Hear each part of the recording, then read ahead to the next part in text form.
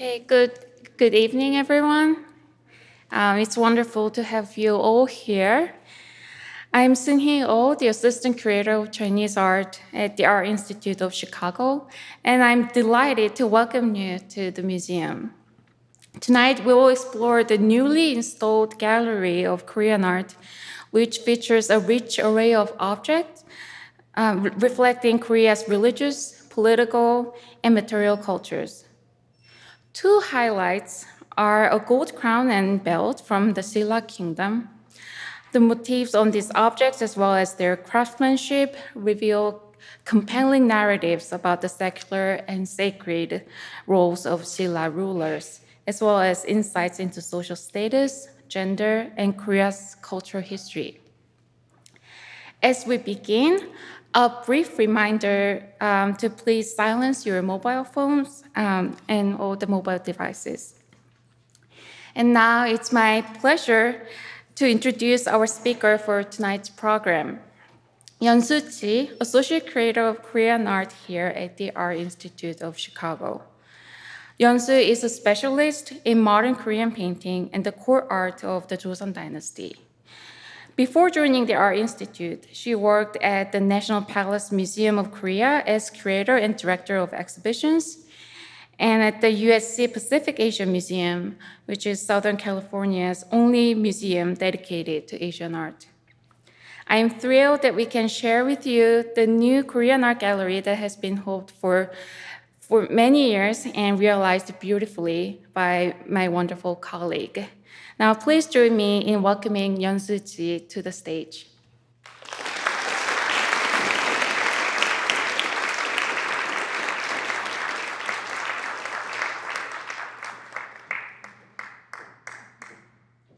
Well, thank you, Singy, for your kind introduction. I feel like I'm a rock star with that introduction. So I'm just echoing what Singy has said, welcoming you to the museum today.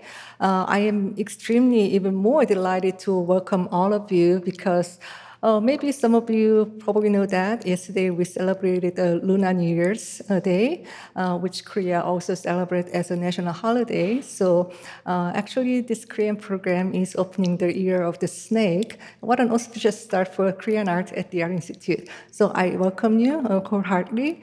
And today, as Singy mentioned, we're going to talk about two gold objects exclusively, but also there are similar objects that were also excavated from the tombs of the Silla kingdom. So we're going to focus on those objects and then kind of see how the rulers of the Silla kingdom kind of communicated visually about their political authority and as well as the spiritual leadership through these gold objects, as well as other objects that were also excavated from the tomb. So hopefully you will get to learn about the Silla kingdom, which lasted from the 1st century to roughly around the 10th century. It was a long time period, but we are going to kind of focus on that the specific time period where the gold crown and the belt came. So undoubtedly, these are not our collection. They were loaned from the National Museum of Korea in Seoul. It is such an important cultural relics from the early time period in Korean history. So with such an importance, kind of art historical and then also historical importance, these objects are designated as the national treasure by the Korean government. So these are the objects that don't come out of the country that often because of their cultural significance. So it really is a rare opportunity for us to see these objects in person in Chicago.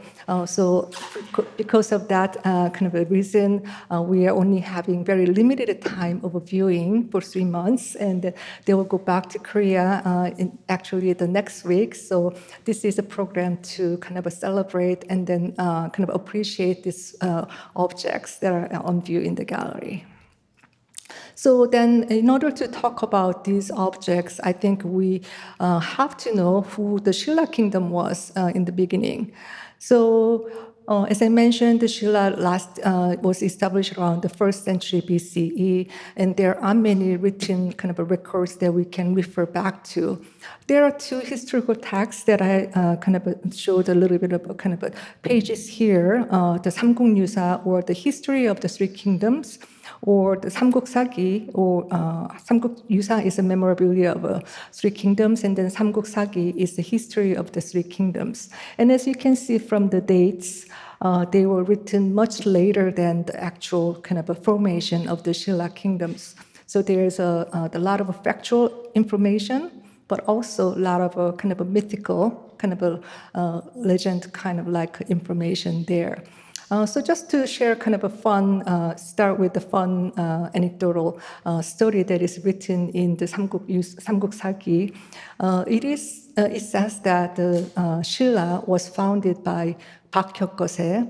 His name was Pak Hyeokgeose. The last name is Pak, as the Koreans write their family name first. Was founded around the 57th century BCE. And then he was born out of an egg that was delivered by a heavenly horse that flew from the sky. So undoubtedly, this is not an actual happening. It is rather a legend. But then what we can kind of extract from that story is that the people of Silla was led by the Pak family at the time, and then they most likely were nomadic people, came from the north. So which kind of we're going to confirm many of those, the kind of our, I guess, the educated guess through the object that we're going to see today. So fun stories behind now, we're going to kind of dive into the historical facts. So as you can see from this map, the Korea at the time around the 1st century BCE was occupied by the many smaller states. So it was still kind of a confederacy, and then there was three kind of major entities. As you can see in the map, the bottom part where I kind of highlighted with a red arrow. So there was three Hans, Samhan, the Mahan, Jinhan, Pyeonhan. And then Jinhan evolved to be the Silla. And then Mahan evolved to be Kaya, the Baekje, and then Pyeonhan evolved to be Kaya. And out of these three kind of confederacies, Kaya never evolved to be a true state because that means that they never had one singular ruler with a central government. So they were still kind of, until they were kind of absorbed by Silla, they kind of stayed as a federation rather than a state. But unlike Kaya, Baekje and Silla grew to be a stronger nation with a singular ruler. And then the Pak, I mentioned the Pak Hyeokgeose. So Pak family actually kind of ruled the kingdom for 3 generations. And then it became a 3 kingdoms period. And then after the 3 generations, the son-in-law of the 3rd king, his name was Yuri, and the son-in-law Seok kind of took the throne after that. So since then, both the Seok and Pak family kind of ruled the Silla kingdom together. And they were kind of ruling together about 2 centuries, and then the Pak family kind of rose to the kind of power. So they became, King Nemu was from the Pak family, and then he became a quite powerful king around 356. And then he took the title of Maripgan. So Maripgan, which is quite a mouthful kind of a title for all of you. So Marip means the kind of one who has the highest authority in the native language at the time. So they didn't still use the kind of a title king, which is translated into Wang, and then that title was used by the Chinese rulers, but then the Silla wasn't quite using that title yet, which is an indication of kind of a still Silla was trying to kind of formulate the kind of a state that looks like the continental China. So this Nemul Wang became, the King Nemul became quite a powerful ruler, and then he took the title of Mari Khan, and then Khan is, as you can kind of guess, Khan is a kind of a title that was derived from the Central Asian regions. So he not only he became a powerful ruler and then took the different title, opening the Maripkan period, which we are going to look at exclusively today. He also kind of established the kind of a succession of the Park family as a sole ruler of the Silla kingdom. So there was a lot of change happening at the time.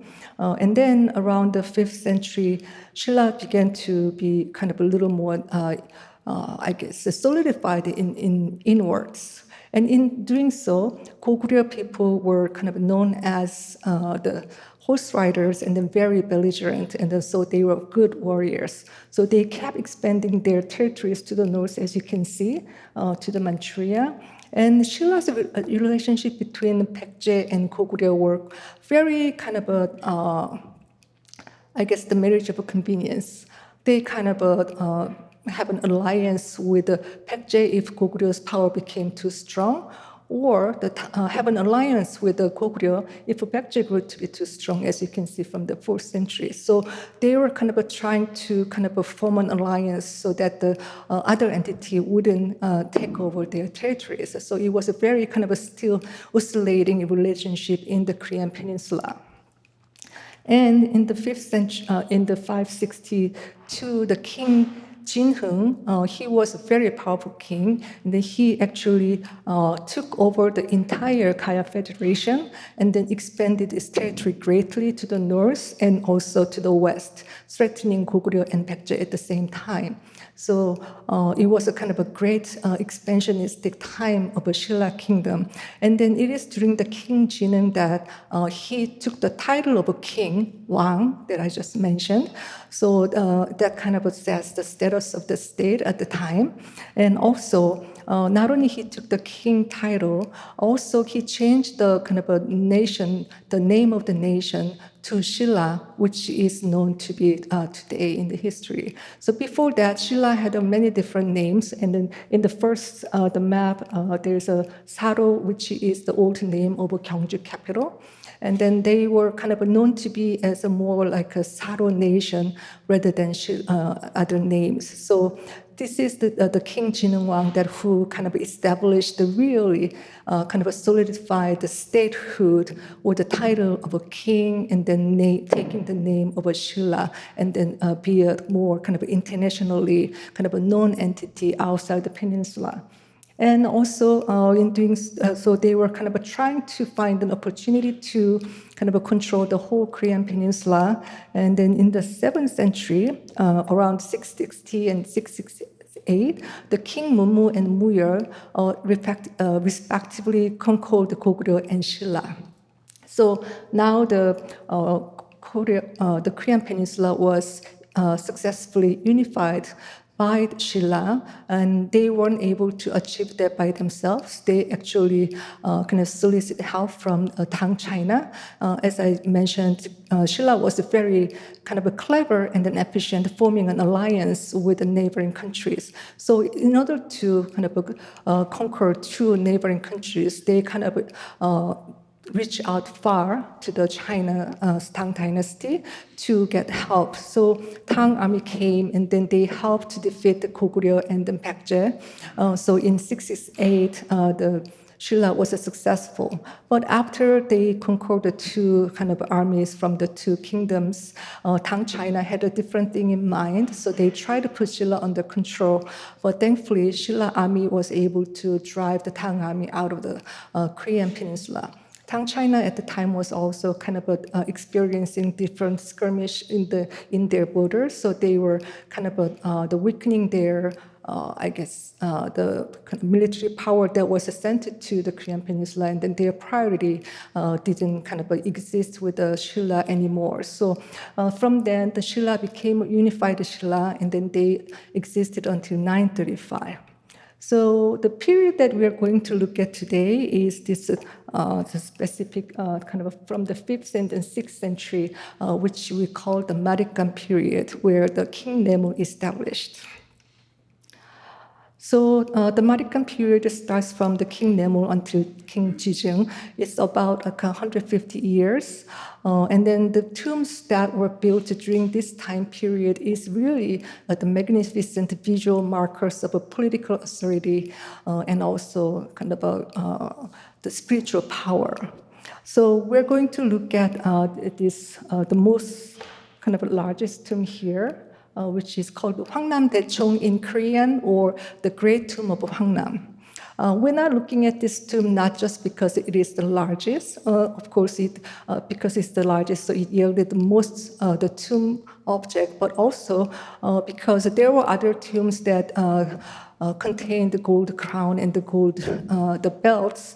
But some of them were excavated during the colonial period when Korea was under Japanese governments from 1910 to 1945. And then they were excavated not because they were interested in the archaeological discoveries, rather they were kind of digging the grounds to build infrastructure such as the railroads or modern buildings. So while they were kind of doing the construction, they found these very important cultural relics, so they had to excavate. But because their intention behind the excavation was not the research or study of the history or the past, they were more interested in claiming this new territory that they observed as a colony. So the excavations were done rather hastily, but also there are no detailed reports about the tomb goods that were found or the structures. And then they were left kind of neglected for several decades until Korea was liberated in 1945. But also the Korea, as you probably know, went into the civil war right after. So those sites were unfortunately not preserved as good as we would hope, so that extracting exact information out of those excavated in a more hastily wasn't kind of impossible. It was impossible. So this tomb, the Hwangnam Daechong, was excavated in 1973 to 75 by Korean archaeologists. So the reports were very detailed, and then the tomb structures were all registered and then documented, and then giving us really important and valuable information. So that's why we're kind of focusing on this, the tomb, but we're going to talk about other tombs as well along the way. So just going back to this aerial view of the Gyeongju, the capital of Silla, you can see that the city of the one section of the city is really kind of dotted with these royal tombs. So this is the kind of tombs from the Marikan period, and they didn't necessarily think that they were tombs. As you can see from this image, the photograph from the early 20th century, in time, over 1,500 years of a time, the earthen mounds kind of camouflaged into the landscape. So people just thought that the Silla just happened to have a lot of hills and then a lot of small mounds. And then at one point, Silla was called to be the city of many hills. And then now that with the archaeological discoveries in the 1920s, and then people began to explore the tombs in a little more kind of a systematic way. And as you can see from this diagram, the Silla tombs have very specific structure with the wooden coffins, and then it was covered with the stone first, and then the large amount of earths or dirts were covered. So it was almost impossible to root for the rooters, unlike the other tombs that has an opening or the kind of and the different structures. So because of that, when the archaeologists excavated these tombs, they were intact, and then just had so many important information that they were able to access from. So Hwangnam Daechong is the Great Tomb of Hwangnam is the largest so far excavated, and then just to give you an idea of how big it is, I have numbers here, which I'm going to cheat. It's about 75.5 feet tall, and then 400 feet in wide from south to north, and then 240 feet from the west to east. So if we kind of convert those in a more kind of worldly terms, it is about the 6 to 7 kind of stories in height, and then about a 1.5 size of a football field. So you can kind of imagine how colossal the structure was in the 5th and 6th centuries. As you can see, I'm a big football fan, just to be out there. So the tombs were almost intact, and then as you can see from this image, the southern mound was built first, and the northern one was added to it, kind of telling us that a different time of the kind of passing of the two occupants, probably the spouses together. And then the southern chamber was occupied by a male member, and then northern chamber was occupied by a female member. We don't know the exact identities of the buried people, but we do know that because of the size of these tombs and then the rich objects that were excavated from the tomb, it is probably very safe to kind of guess that it belonged to a Silla king or the ruler.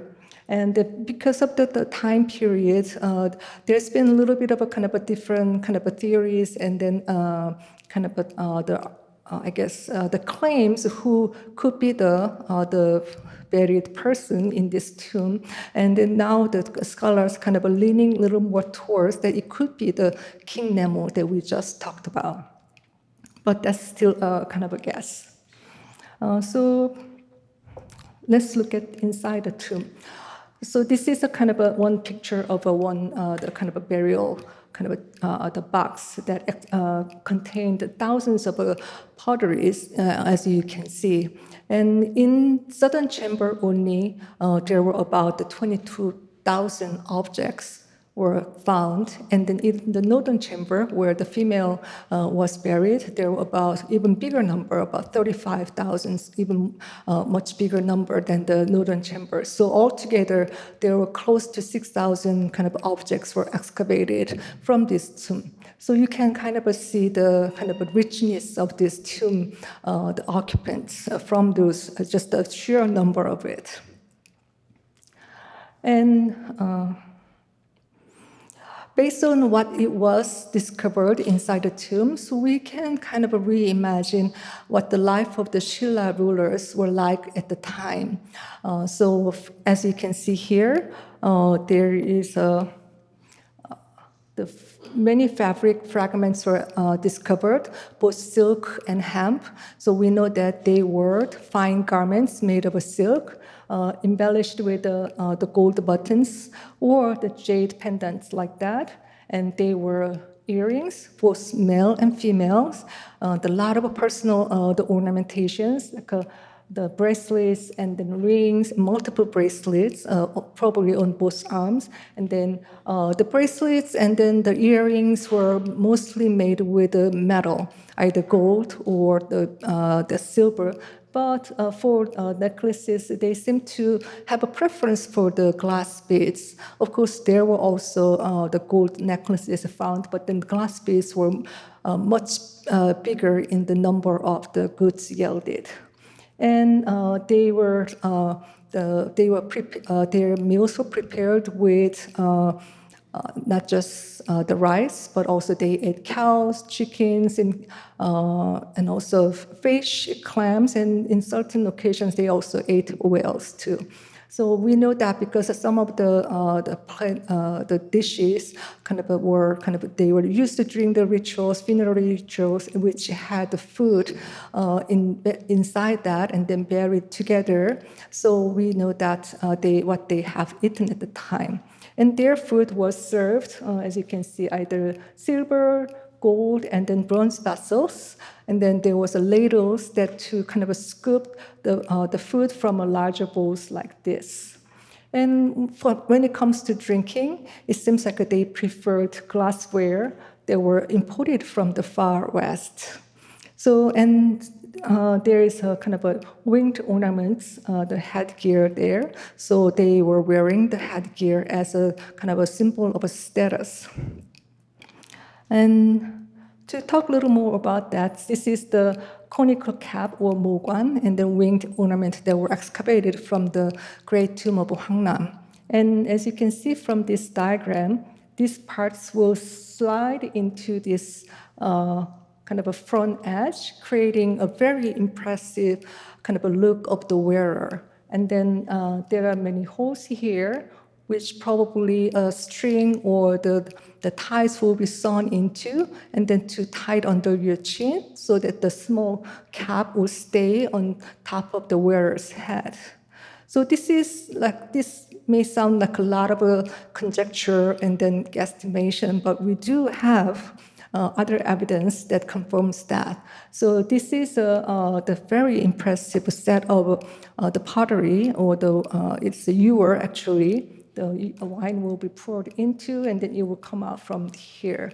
So it's a very kind of a whimsical figurines, and as you can see, it is a set of two, and the one is a little bit bigger than the other, and then the horse trappings of the front one is much more elaborate than the other one, indicating the social ranks. So there was clearly the different ranks of the social hierarchy during the Silla dynasty, Silla kingdom.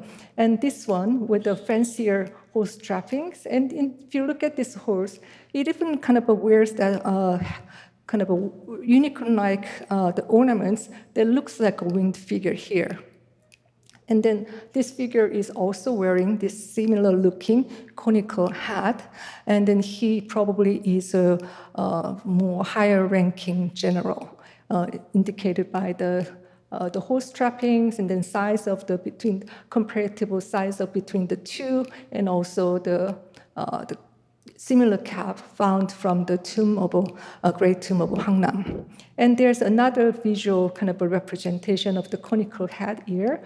This is a mural that was found in the tomb of the crown prince, one of the crown princes of the Tang dynasty. And this scene kind of depicts the arrival of the foreign envoys to pay respect to the deceased crown prince. So the three figures on the left are Chinese officials who are receiving these foreign envoys, and then three of them here are arriving to pay respect and to mourn the death of the crown prince. And they were kind of differentiated with their the clothing they were wearing, also the facial hair, and then the headgear. So we know for sure that these are the foreigners. And then this one here is an envoy or diplomat from Silla. And then he's wearing a very similar looking shade, the cap and a headgear. Of course, because he's not a king, he's not wearing a gold, the made in gold. But we know that the elite member of the Silla kingdom wore headgear, something like that. So not just that, they also wore the crown and the belt made of pure gold. So we kind of have to ask questions, why gold? Of course, gold is the most precious metal out of bronze, silver, and gold. But also, the reason why I'm saying that we need to ask is that in the earlier time period of the Silla, somehow gold wasn't as valued and then cherished as the glass or jade. But then Silla learned the gold culture from Goguryeo and then China's former Qin dynasty around the 4th century, which kind of coincides with the formation of the Marikkan period. So I think they kind of saw that custom of using gold as the social kind of a status, and then the Marikkan, the King Nemo, used that as to solidify his kingship as a newly kind of ascended, and then to kind of establish the heritage of the Park family as the sole ruler of the Silla kingdom. So, and since then, Silla came to create a lot of gold objects, and then Silla came to be known as the country of dazzling gold among the countries, the neighboring countries, and also as far as to the Arab world. So we have written records saying that from Japan, there's a Chronicles of Japan that was written around the 7th century, and it mentions that Silla as the country of dazzling gold, silver, and many colors. And then there was another kind of written records, which I'm going to read for you here. From the book of Pleasant Journeys into Faraway Lands, which was written in 1154, commissioned by the Norman king Roger II of Sicily. And here the Arab geographer Muhammad al-Idris writes, quote, "The travelers who visit Silla do not think of returning home. Gold is too common. Even the dog's leash and the monkey's collar are made of gold," quotes. So you can kind of see that the kind of ubiquitousness of the kind of usage of gold amongst the Silla elite class. So of course, gold, as mentioned, is the most expensive, the metal, but also because gold never changes its colors, especially when it's kind of close to the purity of the 22, 23 carats. So it was also seen as the symbol of eternity, and then immortality, and then use. So the reason why they kind of buried the deceased with these many goods is that because they believe that people would have another life after their deaths. So life was a kind of in a cyclical. It is based on kind of indigenous kind of a shamanistic belief system there. So and to this date, there are 5 gold crowns, as elaborate as the one that is on display in our Korean gallery. So I listed these 5 crowns in a chronological manner from left to right. So one on the left is the earliest one from the Great Tomb of Hwangnam, and the one on the right is the most recent among the 5, made around the first half of the 6th century. So they kind of stay relatively in a very kind of a singular shape. But that there's a little bit of a difference, kind of evolves, which you will see a little bit. But then there is no doubt that this was a kind of object that was worn by only a single person at the time in any given kind of political, I guess, administration. So from the burial practice, I just talked about that the many goods were kind of buried together because of that reason, that they could kind of bring that together in the afterlife to use it. But also in the shamanistic belief system, they were revering and then kind of worshiping certain natural elements. It's a kind of very it's applicable to many other native religions, not just in Korea. Japan has a Shinto, and I know in other the parts of the continents around the world, they have a very similar kind of a tendency to kind of, I guess, make a sense of this kind of natural phenomena, like the wind, the rain, or the mountain that never changes. People die, but the mountain's always there, the trees always stand. So there is a certain kind of unknown kind of a logic behind those natural phenomena, and then people began to worship those as a spirit that had believed that they have the spiritual power. So that was a kind of similar and then we can kind of unpack these crowns from that perspective. So most kind of a prominent feature or motif in these crowns is a tree. I think you all probably know that the tree of life has been a very common motif throughout many cultures. So it is very reasonable to see the tree as a kind of the major and the main motif. As you can see here, it's because it's in a circular form, and then things are kind of overlap. It's a little bit difficult to kind of decipher. So we have a nice diagram here, and you can see that there are 3 tree branches in every crown, and then earlier ones that were made in the 5th century here, they have 3 tiers. So 3 tree branches and then 3 tiers. It's like a tongue twist. And then the later 2 ones, the made in the 6th century, they have 4 tiers. I think this one is a little more legible. And then this is the kind of an image taken from this crown. So you can see the 1, 2, 3, 4. So the tree was seen as a spiritual being, source of life. but also tree was seen as the kind of entity connecting the heaven and earth because they ground from the earth towards the sky. So there's really kind of a physicality that connects from the heaven and earth. And it is not just kind of a guess that there is a written accounts from China from around the late 3rd century saying that there was a large the sacred tree with the ritual bells and then drums hung from, and then it was standing in the city of Samhan, and we now know that Samhan refers to the Mahan, Jihan, Pyeonhan, which include Silla. So there is a kind of a known, kind of a written records, kind of indicating the worshiping of a tree as a sacred spiritual entity. So king at the time wore this as to embody that spirituality in him or her. And another recurring motif is deer antler. So deer antler is a little bit difficult to see because it's kind of behind. They always, the 3 tree branches are always flanked by 2 antlers. And then deer or deer antlers were believed to have the power to comfort the soul of the dead. And this kind of idea of a kind of a revering deer as a sacred entity or deer antler comes from the Siberian shamanism. So there is again the connection between the Silla people and then people from the northern regions.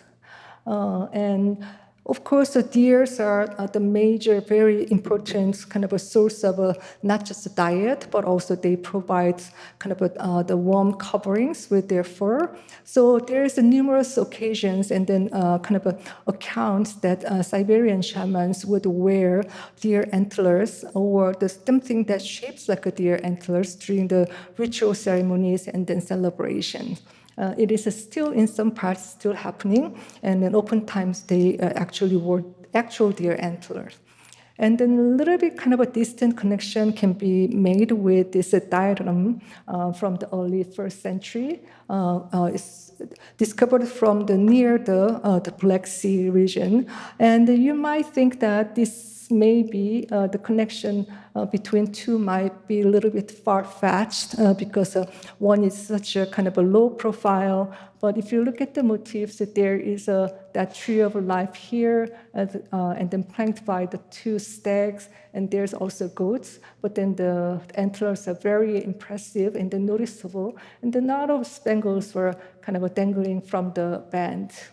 But to give you a little more convincing evidence, that this is the one in the center is believed to be the prototype of the gold crowns of the Silla kingdom. So it is the oldest of all the gold crowns. So I said that in the earlier, there were 5 as elaborate as this one, and then this one is not elaborate, so only 5 were discovered. So you can but see a better connection between these 2 objects, and the connection, visual similarity is a little more convincing than between here and there, but it could be the lip, but then we have a nice bridge that connects the kind of a relationship between these 2 faraway lands. And then besides the gold crown, gold belt was also the exclusive symbol of kind of a kingship or that authority during the Silla dynasty. So of course, all these 5 crowns were discovered with the gold belt like this, and they were all made with gold. There were the numerous belts made with either silver or gilt bronze, and those are worn by the nobilities in the capital regions or the regional lords. So the materiality really were kind of dictated by the social ranks at the time. And as you can see from this image, the belts were kind of formed with the square plates on the top. And then below that, the small heart-shaped kind of pendants hangs each. And then there are many, longer pendants were hanging, and then at the end there are kind of a charms, creating a very the visually kind of an interesting look. And then of course there probably were more hanging in between. Those were lost, and then so were the two charms here. And there's, again, a lot of motifs that are embedded in belt can also tell us a lot about the people of the Silla. So here, I think this the phoenix is also taken from one of the crowns, but phoenix motif also comes in one of those very stylized kind of the pattern. So phoenix is kind of it's known as a ponghwang in Korean, but I think the translating into phoenix is a very kind of a reasonable term. And they were the birds that they believed to kind of accompany the deceased soul to the next world. So they appear in many different kind of tomb bearings, and they continue to appear in the arts form in Korea that was made.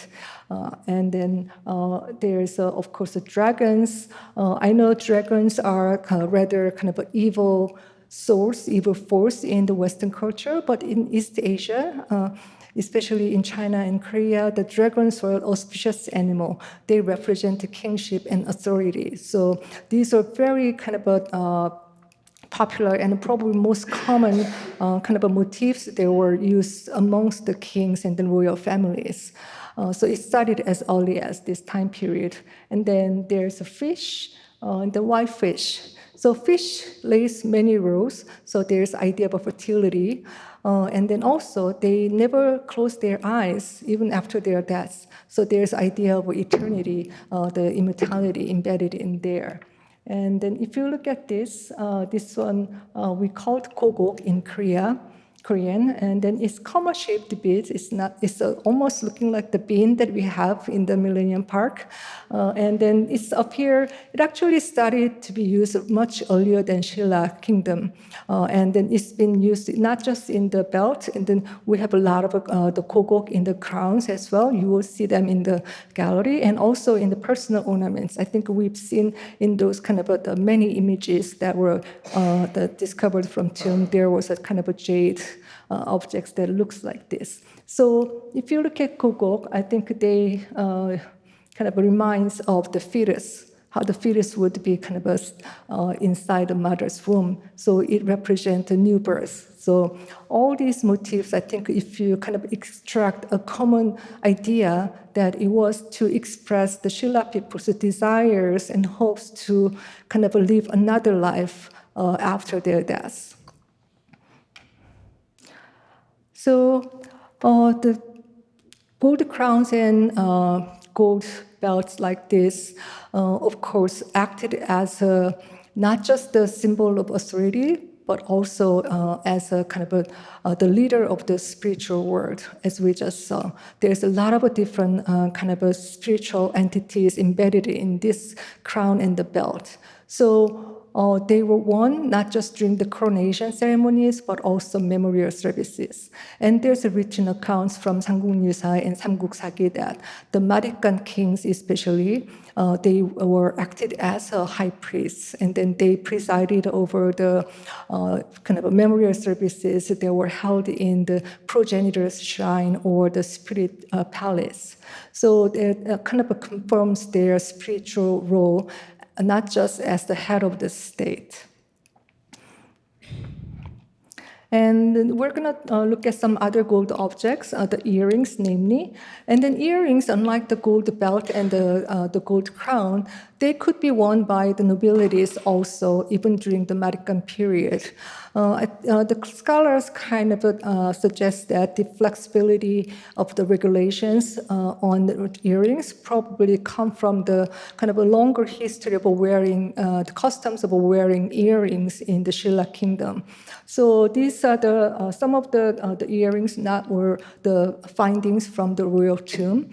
They were just discovered in the tombs of the nobility, and they again laid out in a chronological manner. And I think you can kind of see where they are heading. It has a little more kind of a simpler form, and then they began to be even more kind of elaborate and more decorative in times. So if you look at this, the earrings, then you can kind of see how sumptuous and then kind of over the top, if you say. So there's the loops and then the another loops that kind of interlocking. All the surfaces were kind of dotted with a small gold granulation. And not just that, all the edges of these small leaves and then larger ones, they all kind of finished with kind of with this gold granulation. So it's the kind of a really kind of the height of the Silla, the goldsmith's artistry at the time. And unfortunately, after the second half of the 6th century, the kind of style of the gold earrings kind of began to wane, and also after the 7th century, the practice of wearing the gold earrings began completely disappeared. They completely disappeared, probably partly because they took the custom of a kind of a clothing style from the Tang China, but also the arrival of Buddhism probably have played a role. As you know, Buddhism discourages one to have a worldly attachment, and an object like this were not the one that you wanted to be associated with. And another very kind of emblematic objects that were found in royal tombs are the imported goods from the Far West, not just from China, but also it goes all as far as you can see here. I'm sorry that yeah. So this, the dagger is a really the magnificent one, and then this has been the interest of scholars, not just from Korea, also from the other part of the world, because of that kind of imagining this kind of a dagger, that would have been a possession of the kind of a royal family of that culture. It was made, and then it traveled far to Korean Peninsula, and then it became the kind of a possession of the king who was buried in the Great Tomb of China, at the Great Tomb of Hwangnam.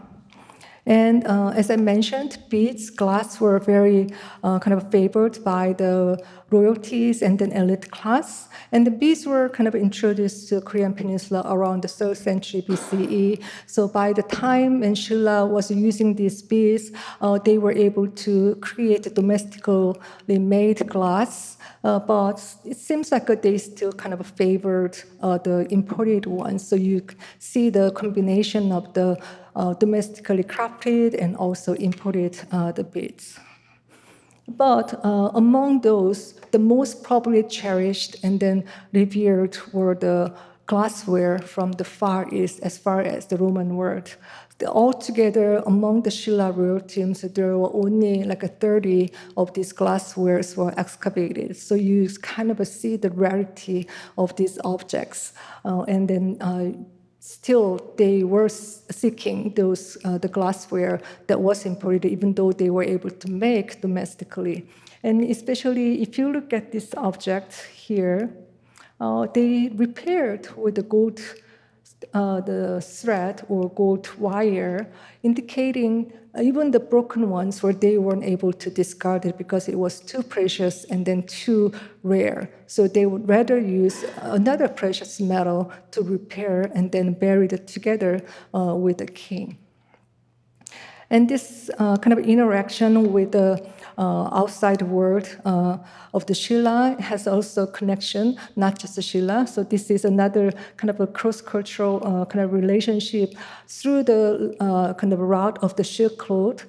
There is that the beautiful glassware with the blue dot decorations, and then the another mural from the cave temple from Dunhang shows that the attendant bodhisattva is holding a glassware looking just like the one that was found in the Silla tomb. So it is we can easily now guess that the Silla rulers wanted to have all this richness together when they passed away, so that's why they were buried together. But then for the living people, it was a little more complicated and then a little more nuanced, the reason to still honor the departed king, and then having these grandiose burials for them, extending the mourning period, and then creating and then preparing even more elaborate the burials was that it was their way to solidify their position as a new king, and also the legitimize their kingship by connecting themselves with the one who just left. So there's a lot of politics behind. It is not just the object of the authority, but also object of the spiritual rulers, and then object of that connection between the present and the past rulers. And finally, Silla accepted Buddhism around 527. The king Popung accepted Buddhism as a a state religion. Neighboring countries, Baekje and Goguryeo, had already accepted more than well over 100 years ago. Goguryeo accepted around 372, and then Silla accepted maybe a little bit 5 or 6 years later. Goguryeo accepted. So Silla was way behind accepting the Buddhism as a state religion, and then that Buddhism establishing Buddhist culture within the court, within the elite class, made a tremendous the impact on the burial practice. Because in Buddhist teachings, you are leaving your body, and then your soul is reborn as the next life. So you shouldn't be attached to the body. Your soul has to be freed from the body. So for that reason, bodies were cremated. So now they don't need to have a coffin, and also that teachings of that the worldly things are not the ones that you're seeking. You have to look beyond what your eyes meet, so that the rich, good, luxurious objects that were imported from another world weren't necessarily speaking to the Buddhist values. So they weren't buried together. So as you can see from this tomb structure, the tomb mound is now much smaller, but also you see that a stone railing appearing, which allows them to re-enter the mounds. So instead of having 2 different mounds for the spouse and the wife and the husband, the person who died later, the cremation will be entered inside the same chamber together. So now all these changes reflect a different belief system, now nicely settling in the Silla society. And then instead of rich goods, they were buried with urns, very humble, the simple looking, not made with metals. They are all high-fired stonewares. So it is in a way that unfortunate that we don't have. They stopped making these gold objects after that, the introduction of Buddhism or the adoption of Buddhism as an official religion. But with these remaining relics, we still can see the value that once resided among the Silla rulers, and then what they try to represent, what they try to communicate with these gold objects. That it is so beautiful and so delicately made. And then we now learn that the Silla rulers during the Marikam period were not just the rulers of the political realms, but they were also the ones who are in commune with the spiritual world.